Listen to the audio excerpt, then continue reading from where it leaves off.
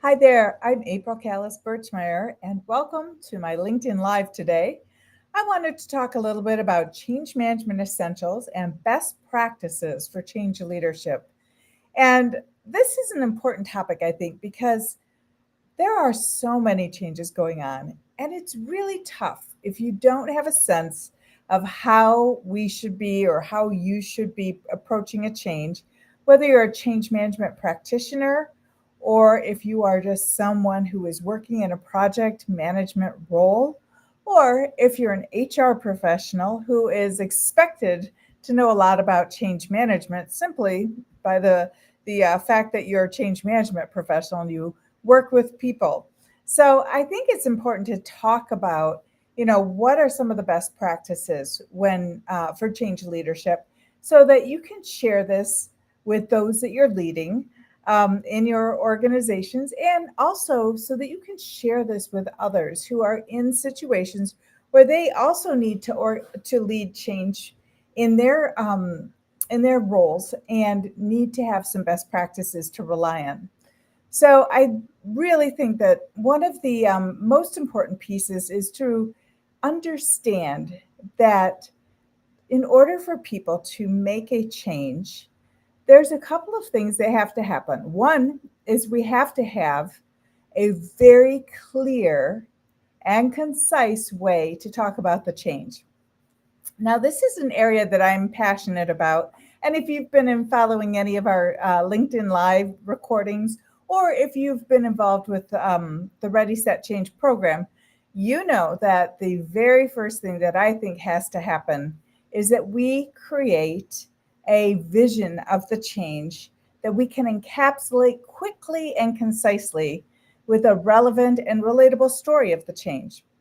And this is very important also in our standard for change management, which is the ACMP, Association of Change Management Professionals, guide to how to lead change, how to successfully navigate change. And it's also the basis for the CCMP, which is a lot of acronyms, but is the Certified Change Management Professional Designation certification that those who are in organizational change management are pursuing to show their expertise.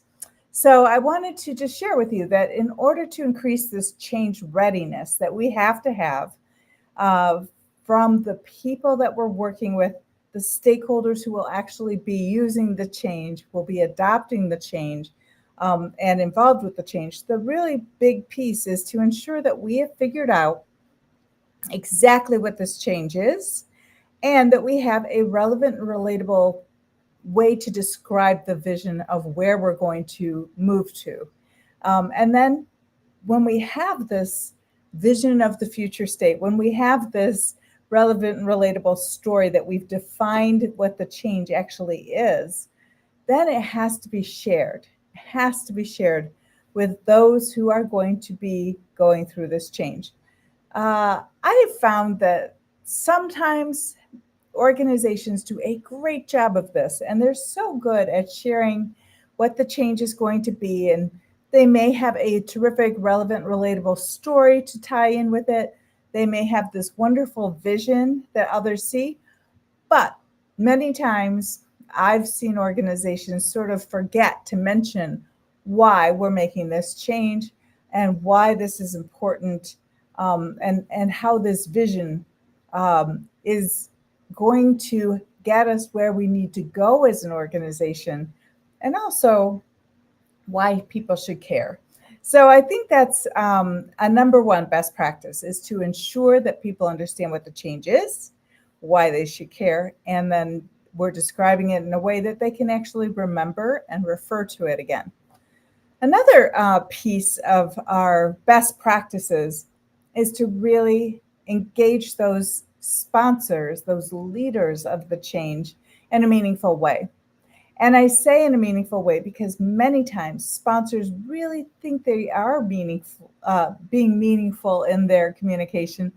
But I have found over time, just through my experience and through the experience I've gained from working with others, is that sometimes our sponsors want to do what they want to do. And they're either at a level that is too high or too low in the organization, meaning that we have sometimes sponsors who want to just show up at the beginning of a change event and kick it off and tell everybody have a great time. And then we never see them or hear from them again until the change is complete. And then they come back and say, hey, great job, everyone. Here's some cake, right? This is one type of sponsor. A little too removed, a little bit too high in the scope, in the environment of the change. There are other types of sponsors who can sometimes be too detailed, too low in the change, too much in the weeds. And these sponsors are also really tricky to navigate. When we have a sponsor who is involving themselves or being involved in decisions that belong to our subject matter experts or our project managers or maybe the change management team, but the sponsor feels like they need to make all decisions. They believe that they know enough of the day-to-day work to make decisions around how something is changed or configured. That sponsor's too low in the weeds of the change. We need to get them up higher in the change. And when we find our sponsors really kind of rolling around in the weeds and trying to actually do the work, that's a problem. We have to then set expectations for the sponsors around their leadership roles because our sponsor is a very special individual. Now, it's best if our sponsor is one person or two people who jointly are sharing this change opportunity. It's not good, though, if we have sponsors that are an entire department or if we have sponsors that are a group. Because then, when no one is responsible, right? Like when everybody's responsible, no one's responsible. If our sponsor is saying, I'm not personally responsible, it's my team, it's my group, then nobody will actually be the sponsor. That is how it works. We have to have a named individual. We may have 2 or 3 individuals sharing the role, but that they have delineated areas of expertise. But what we cannot have as a department or a group is the sponsor. So this is an important piece because then if we have sponsors who are rolling around in the weeds and trying to make decisions, we can talk to them about their role, how they need to engage as leaders, how they need to show their leadership by trusting others, by allowing others to do some of the work of the change. I have to admit, at times I've been a leader in organizations, nonprofit organizations, associations, also for-profit roles.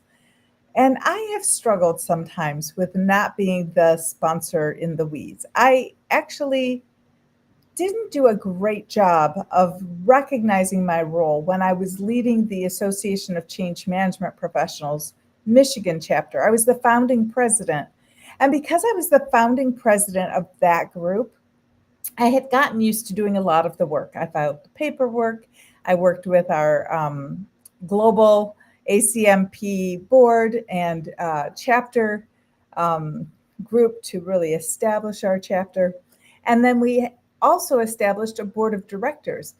But I found myself enjoying the work of chapter building so much that I did not delegate things in the way that I should have to bring other people and give them a voice and help them to be leaders of change also.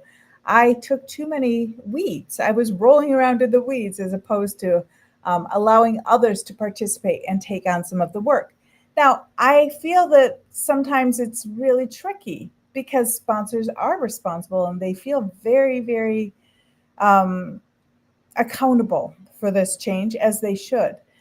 But we have to allow people, we have to step back as leaders. If you're a sponsor who's in the weeds, have to step back as a leader and allow others to work and contribute, because it's only through contribution that we can truly engage others in the work of change. So I really want to make this, not beat you over the head with this point, but make this a best practice that we have to really look at our sponsor and our leaders and see if they are at the right level to lead this change. Another piece that is a best practice in organizational change management is to really focus on advocating for our stakeholders, for our end users, for those who will be actually excuse me, um, navigating, working in, using the system, performing in this changed environment. This is really important that they have a voice, and many times their voice is coming through our change management leadership.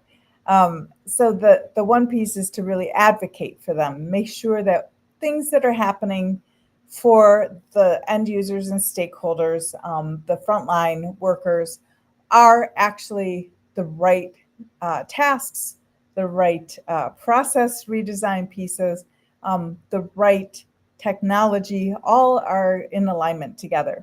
Another piece is that we are providing a communication quickly and thoroughly and much and in advance of this change, so that we have the opportunity to take the time to allow people to hear the message that this is coming.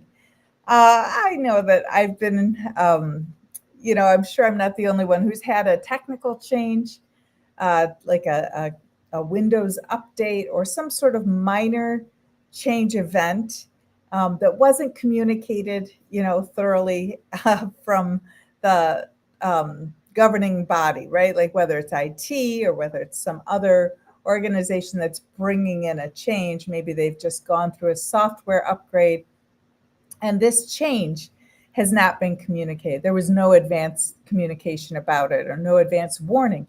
That's tricky. We've seen the difficulty that we can run into when we have a software upgrade. If you think about the situation that happened recently with CrowdStrike and the airlines being disrupted, and many organizations, healthcare centers, police departments, everybody who was using that software was disrupted in some way because of their software update issue that they had. So it's critically important that there's advanced communication about these changes, that something is going to be different so that people hear it in time to prepare.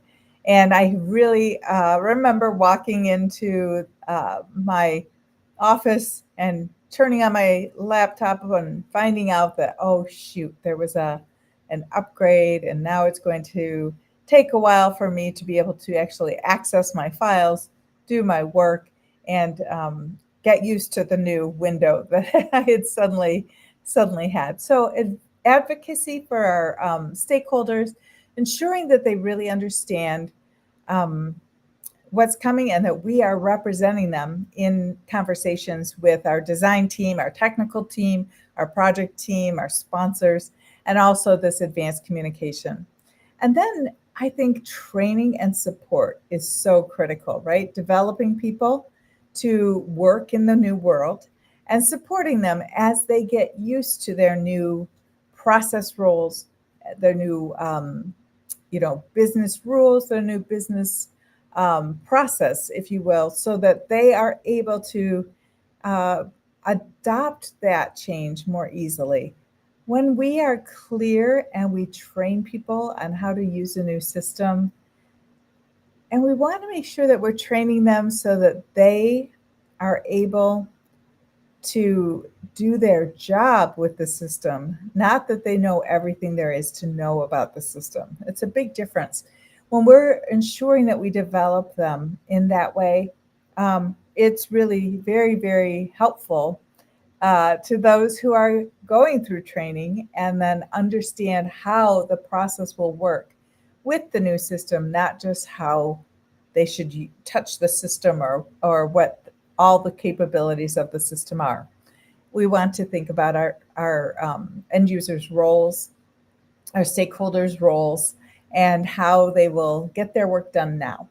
And if we're using a new program, if we're bringing a new program in, many times there's a lot of support needed because you may have need for communication skills, essential skills like negotiation, conflict, communication, interpersonal communication, um, dealing with difficult people. Not that we ever have difficult people that we work with, but we have a lot of skills that we need to help people develop prior to moving into a new role in a new program.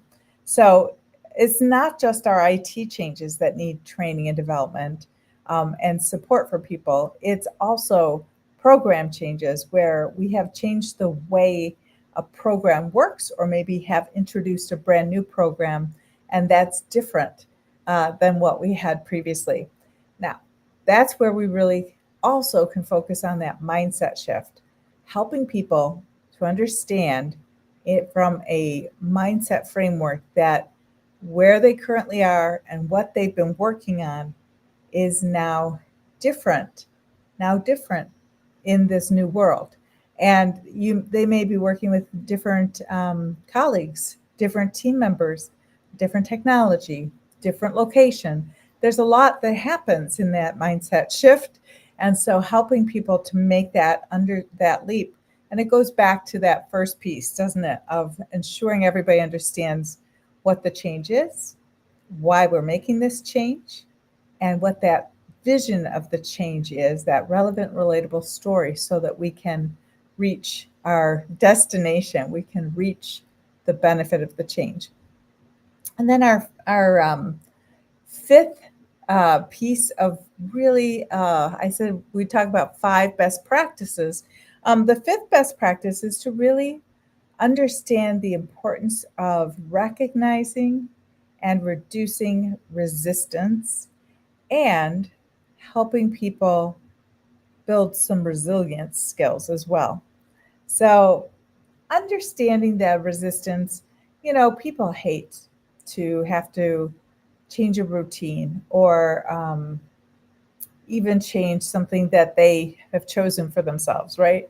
I think on occasion I've talked about the choice I've made to join a gym, and then I get resistant about having to get up on time to go to the gym at a certain time in the morning. And I think that's really common for many of us. The inconvenience factor of having to do things differently sometimes is shows up as resistance, where we just say, "Oh gosh, I can't do it. I don't want to do it. I'm not going to do it." And this resistance is both, there's kind of two pieces, right? There's an internal resistance. I don't want to have to go through a change, but there's also external resistance. If we choose to do something, sometimes if we've decided we're going to maybe go to the gym every day, the external resistance might be things like the weather. Maybe there's a snowstorm that day. Maybe it's pouring outside and you think, I am just not going to get out there and go. Um, Maybe even if we have a gym in our home, we think, oh, I have an early work meeting and I'd rather spend a half hour getting prepared for that. It's a choice, but many times it can show up as a resistance. And so I think that understanding that this resistance exists and then figuring out what are some of the resistant behaviors I'm demonstrating. You know, in the book I wrote, Ready, Set, Change, I do talk about resistance responses, and I have 4 avatar resistance responses. One is where somebody who's generally a very good promoter of the change can sometimes become resistant and turn into a fighter. And this fighter just fights against the change with sometimes the team, with other people. And many times the best way to help that fighter is to help them in terms of being first to know everything, so that they don't ever feel like they're left out of a conversation, that they are actually driving the conversation and not being surprised by something they don't know. And that they also recognize that their style, the way that they're resisting, can sometimes be perceived as a little bit of a fighter bully, where they're kind of pushing other people to do something. And so we want to encourage that fighter to move back into their commander role by recognizing that the team or those who are working on the change are doing their best to provide immediate information to them. We also sometimes have someone who can be a socializer but can sabotage change. And that's because they start to feel unappreciated or unnoticed in their communication role. And they're very influential in an organization. They have a lot of power, a lot of communication. And so many times, recognizing their communication efforts, recognizing them for the work they're doing in sharing this information from others for with others can help them to stay in this role of being a socializer and to step out of that sabotage role where they may be providing some snarky comments or nonverbal communication about how they feel about the change. Then we have our understander, somebody who's kind of the glue of the organization. This is that person that everybody loves. They're a team player.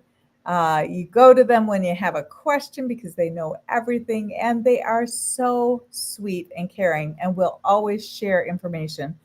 However, sometimes that is the group of people who can easily slip into a resistance role of just saying they don't want to change. They don't support the change, and they're quite frank and upfront about saying, don't think this is a good idea. I'm not going to do it.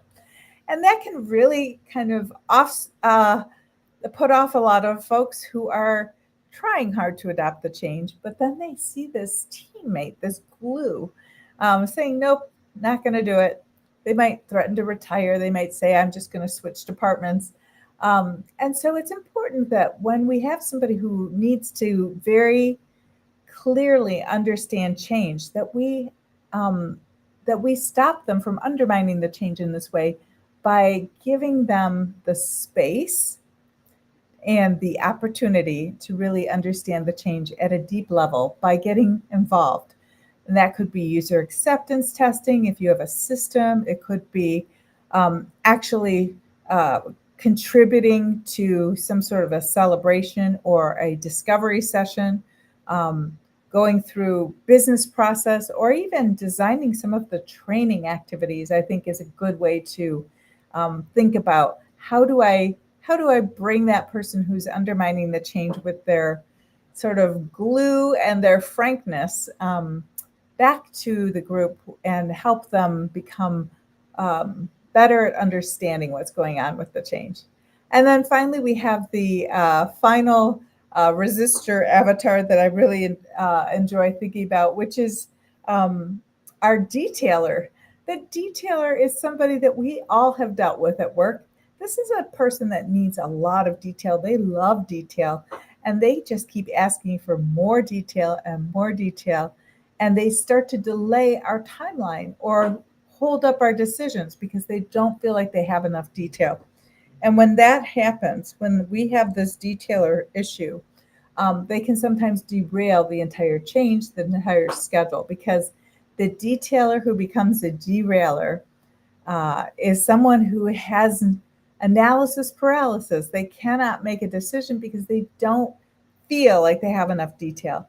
And so it's really important to help them gather the detail they feel like they need, help them to understand the timelines and where the analysis can and can't go, because maybe we just don't have access to information they're looking for, but to really help them to break free of this need for detail and start to recognize that the schedule of the change, that the decision making of the change is very, very important, so that they are able to get on board and help drive this change forward as opposed to resisting it with their resistance response.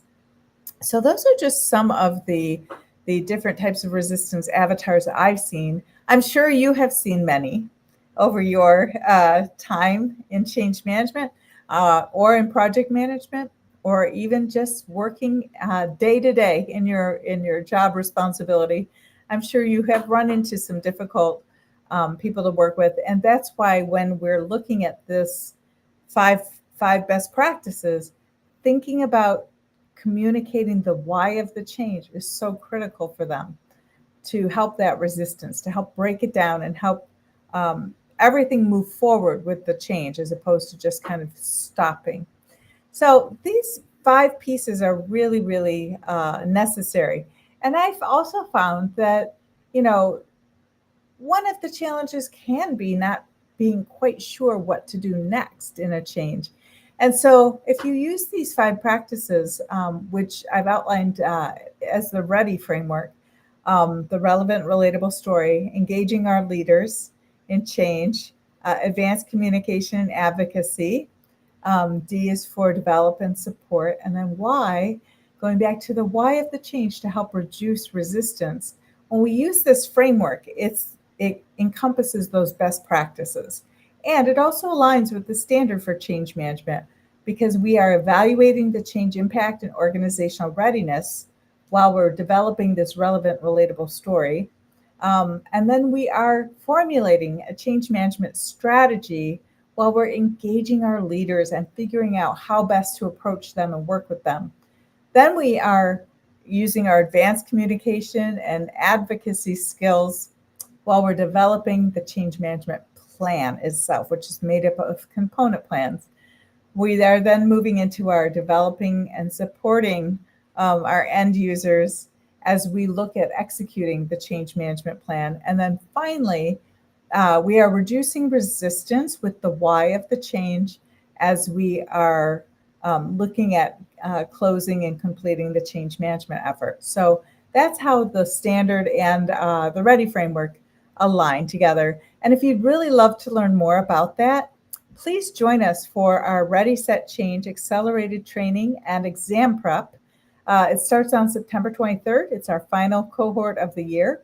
It completes your 21 hours of qualified education provider training that you need to take the CCMP exam. And we also help you by working with you to apply for the CCMP exam, including writing your essays, which sometimes is a little bit of a resistance piece for many people, and studying for your CCMP exam. In fact, we just celebrated having 100 students certified for their CCMPs. So if you have any questions about our Ready, Set, Change accelerated training and exam prep, please go to our website. It's springboard-consult.com, and you can look up Ready, Set, Change training. We have, I think, 6 spaces left in our cohort. We have a good group coming in. We're very excited. And so if you'd like to be one of the 6 final cohort seats, you better jump on that because we are starting on September 23rd and we end on October 11th. And then you're going to be working to get your CCMP. And you'll also have this wonderful grasp of how to use these best practices to lead change and to ensure that you understand the change management essentials when you're working in a change management role, either because that's your position or because that's what's expected of you in that particular role. So I've really enjoyed sharing these best practices for change leadership with you. And thank you so much for joining me on LinkedIn Live. Please send me comments. Please let me know if you have questions. And I look forward to talking with you next week. Take care.